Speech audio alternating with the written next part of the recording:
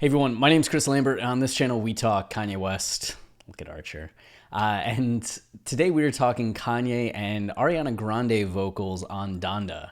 I don't know what's going on. I don't listen to enough Ariana to pinpoint her vocals as well as the sleuths on Twitter have. But you see Justin here saying, wait, is this Ariana Grande singing background vocals on one of the tracks on Donda? So the track in question is South Carolina / Glory.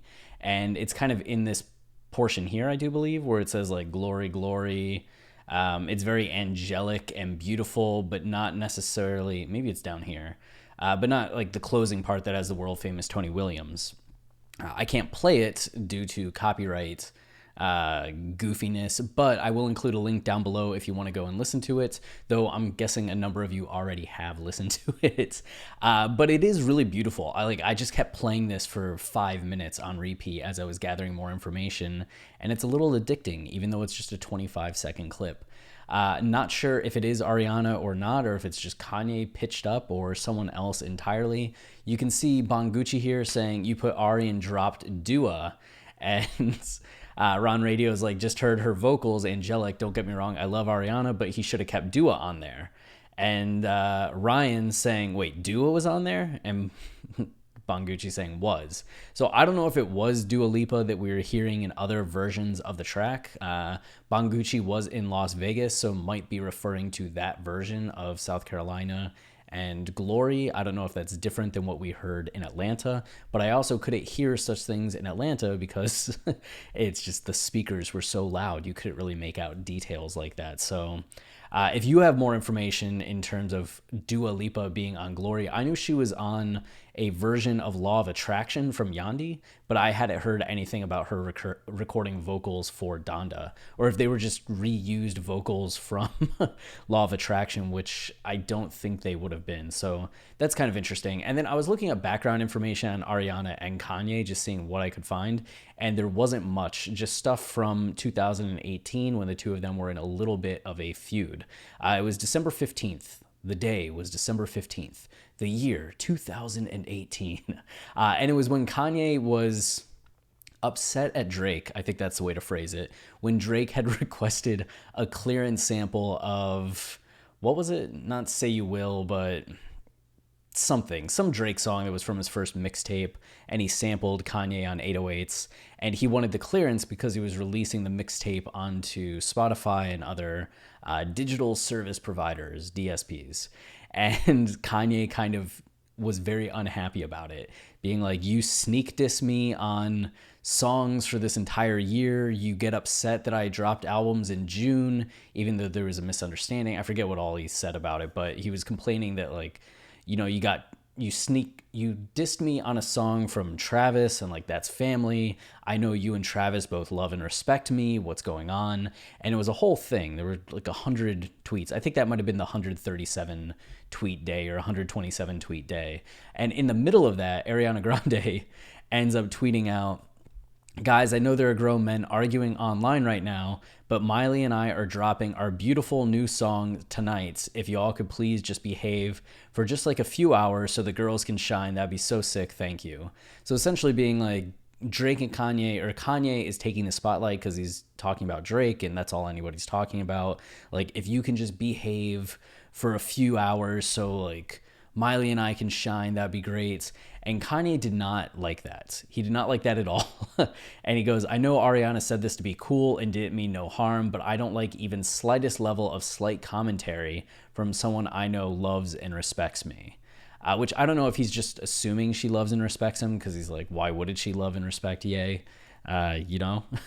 And there was a follow-up tweet that I couldn't find. I tried to find it. I went scrolling all the way down through Kanye's tweets as far as I could, and we were talking all the tweets of his historic religious imagery when he posted like 40 of those, his 100-page contract, all kinds of other tweets from 2019, and all I could get to was this period here when he started retweeting a ton of people on New Year's Day, which was pretty fun.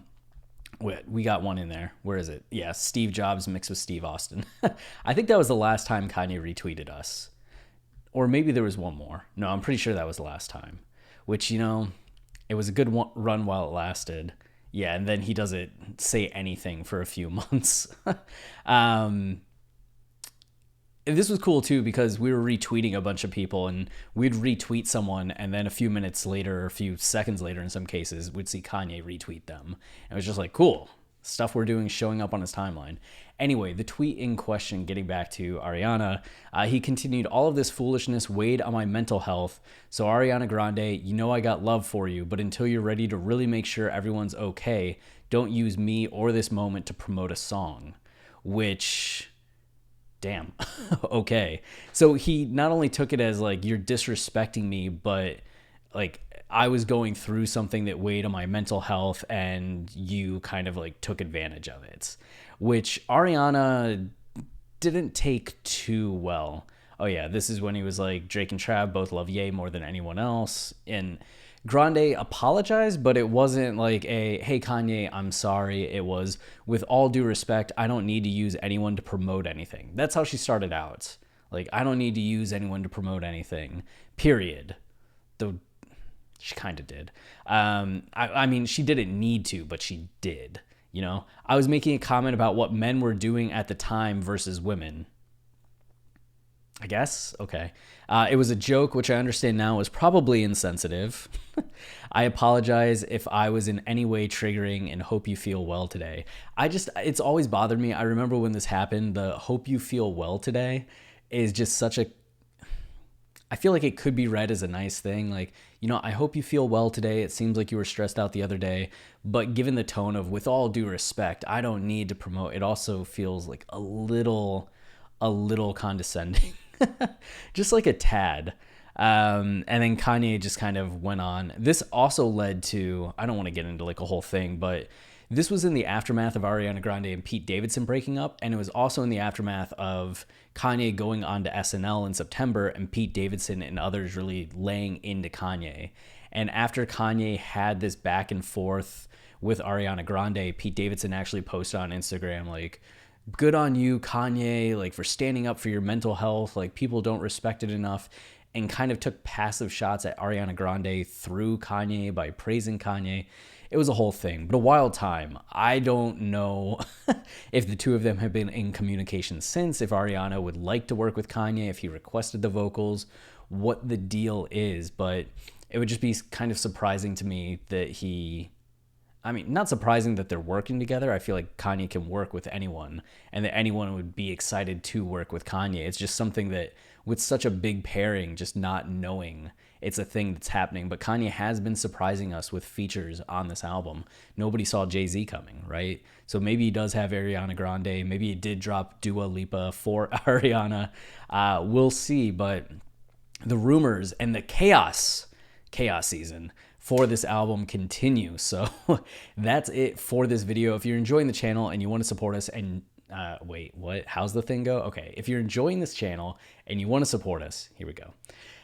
The easiest way is to like, subscribe, or comment, as any of those things tell YouTube this is a channel people like, so then they show it to others, which goes a long way in helping us. So that's it. Until next time, stay wavy and keep it loopy. Cheers.